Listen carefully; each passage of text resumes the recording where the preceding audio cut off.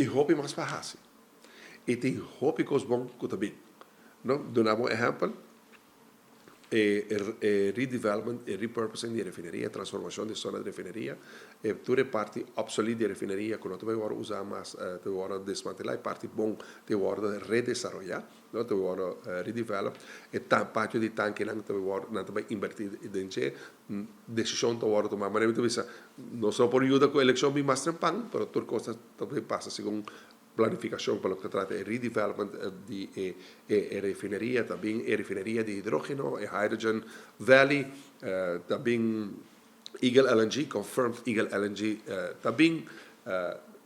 e a la vez, também, lo que mi collega Danghi, donde anuncio grande para lo que trata de parte turístico, por ejemplo,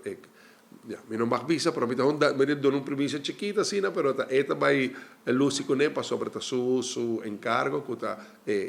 Puerto Crucero pa San Nicolás, se esta vai ta increíble, no? E bom que está con nostra involucrato urgente, non sta percorrendo San Nicolas Business Association da on board, non sta consultando, non sta percorrendo purba traha che mi ho gente nang mescospa redevelopment, repurposing di refineria, transformação de zona de refineria, bota purba traha che com companhia nang com credibilidade. Pero também ainda está seguindo bem o tema de Rincón e windmills en Rincón,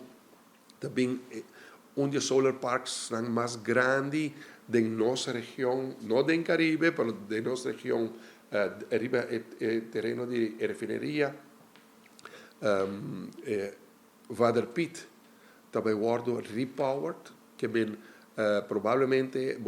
molina que também bem, botawakenanan, também bem molina mais grande, não? Que bem também bem full uma transformação de zona de refineria e também parte que também guardo abrir para bambisa e downtown de San Nicolás tem tá mais grande, também plaza, também centro na residencial, bambisa